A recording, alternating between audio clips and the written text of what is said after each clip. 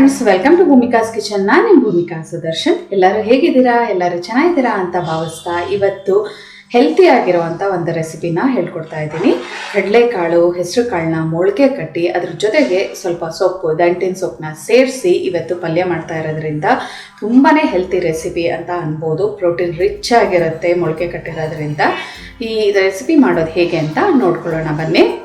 ಮೊದಲು ನಾವು ಕಡಲೆಕಾಳು ಮತ್ತು ಹೆಸರು ಕಾಳನ್ನ ಚೆನ್ನಾಗಿ ನೀರಲ್ಲಿ ನೆನೆಸಿ ಮೊಳಕೆ ಕಟ್ಟಿಟ್ಟು ಅದನ್ನು ನಂತರ ಕುಕ್ಕರಲ್ಲಾದರೂ ಬೇಯಿಸ್ಕೋಬೋದು. ಇಲ್ಲ ಅಂದರೆ ಹಾಗೆ ನಿಮಗೆ ಹುಡುಡಿಯಾಗಿರಬೇಕು ಅಂತ ಅಂದರೆ ಒಂದು ಪಾತ್ರೆಯಲ್ಲಿ ನೀರು ಹಾಕಿ ಬೇಯಿಸ್ಕೊಂಡ್ರೆ ಹುಡುಡಿಯಾಗಿರುತ್ತೆ. ನಾನು ಸ್ವಲ್ಪ ಸಾಫ್ಟಾಗಿರಲಿ ಅಂದ್ಬಿಟ್ಟು ಕುಕ್ಕರಲ್ಲಿ ಬೇಯಿಸ್ಕೊಂಡಿದ್ದೀನಿ.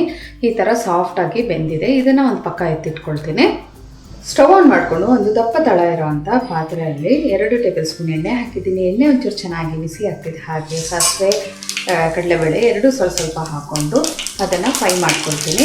ಸಾಸಿವೆ ಚೆನ್ನಾಗಿ ಸಿಡಿಯೋದಕ್ಕೆ ಶುರು ಆಗಬೇಕು. ಸಾಸಿವೆ ಚೆನ್ನಾಗಿ ಸಿಡಿಯೋದಕ್ಕೆ ಶುರು ಆಗ್ತಿದ್ದ ಹಾಗೆ ಒಂದು 3 ಬೆಳ್ಳುಳ್ಳಿನ ಜಜ್ಜಿಬಿಟ್ಟು ಹಾಕ್ತಾಯಿದ್ದೀನಿ. ಜೊತೆಯಲ್ಲೇ ಹಸಿಮೆಣಸಿನ್ಕಾಯಿ ಒಂದು 3 ಇಂದ 4 ನಿಮಗೆ ಖಾರಕ್ಕೆ ಎಷ್ಟು ಬೇಕೋ ನೋಡ್ಕೊಂಡು ಹಾಕ್ಕೊಳ್ಳಿ. ಎಲ್ಲ ಒಂದ್ಸಲ ಮಿಕ್ಸ್ ಮಾಡ್ಕೊಳ್ತೀನಿ. ಹಸಿಮೆಣಸಿನ್ಕಾಯಿ ಘಾಟ್ ಹೋಗ್ತಿದ್ದ ಹಾಗೆ ಸಣ್ಣಗೆ ಹೆಚ್ಕೊಂಡಿರೋಂಥ ಈರುಳ್ಳಿನೂ ಮಿಕ್ಸ್ ಮಾಡ್ಕೊಳ್ತೀನಿ. ಈರುಳ್ಳಿ ಸ್ವಲ್ಪ ಸಾಫ್ಟ್ ಆಗ್ತಿದ್ದ ಹಾಗೆ ಒಂದು ಗರಿ ಕರಿಬೇವಿನ ಸೊಪ್ಪು, ಜೊತೆಯಲ್ಲೇ 1 ಟೊಮೆಟೊ ಎಲ್ಲ ಸಣ್ಣದಾಗಿ ಕಟ್ ಮಾಡ್ಕೋಬೇಕು. ಎಲ್ಲ ಒಂದ್ಸಲ ಚೆನ್ನಾಗಿ ಮಿಕ್ಸ್ ಮಾಡ್ಕೊಳ್ತೀನಿ. ಟೊಮೆಟೊ ಸಾಫ್ಟ್ ಆಗಲಿ ಅಲ್ಲಿವರೆಗೂ ಬೇಯಿಸ್ಕೊಳ್ಳೋಣ. ಟೊಮೆಟೊ ಸಾಫ್ಟ್ ಆಗಿದೆ. ಇವಾಗ ದಂಟಿನ ಸೊಪ್ಪು ಹಾಕೊಳ್ಳೋಣ. ದಂಟಿನ ಸೊಪ್ಪನ್ನ ಚೆನ್ನಾಗಿ ತೊಳೆದು ಸಣ್ಣದಾಗಿ ಕಟ್ ಮಾಡ್ಕೊಂಡಿದ್ದೀನಿ.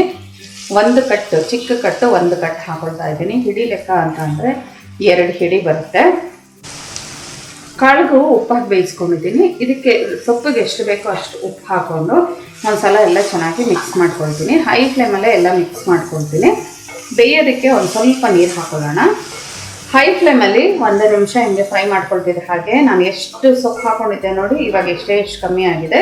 ಇದಕ್ಕೆ ಒಂದು 2 ಟೇಬಲ್ ಸ್ಪೂನ್ ಅಷ್ಟು ನೀರು ಹಾಕ್ಕೊಳ್ತೀನಿ. ಎಲ್ಲ ಒಂದು ಸಲ ಚೆನ್ನಾಗಿ ಮಿಕ್ಸ್ ಮಾಡಿಕೊಂಡು ಲಿಡ್ ಕ್ಲೋಸ್ ಮಾಡಿಕೊಂಡು ಈ ಒಂದು ಸೊಪ್ಪು ಬೇಯೋವರೆಗೂ ಬೇಯಿಸ್ಕೊಳ್ತೀನಿ. ಲೋ ಫ್ಲೇಮಲ್ಲೇ ಒಂದು 3 ಇಂದ 4 ನಿಮಿಷ ಬೇಯಿಸ್ಕೊಂಡ್ರೆ ಸಾಕು. ಸೊಪ್ಪೆಲ್ಲ ಚೆನ್ನಾಗಿ ಬೆಂದೋಗುತ್ತೆ. ಲೋ ಫ್ಲೇಮ್ ಮಾಡ್ಕೊಂಡಿದ್ದೀನಿ.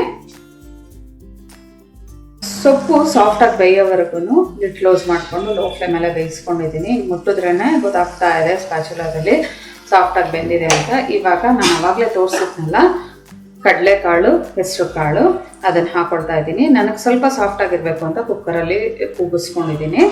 ನೀವು ಬೇಕಾದರೆ ಓಪನ್ ಅಂದರೆ ಮಾಮೂಲಿ ಪಾತ್ರೆಯಲ್ಲೇ ನೀರಲ್ಲಿ ಬೇಯಿಸ್ಕೊಳ್ಳಿ. ಆವಾಗ ಹುಡುಡಿಯಾಗಿರುತ್ತೆ.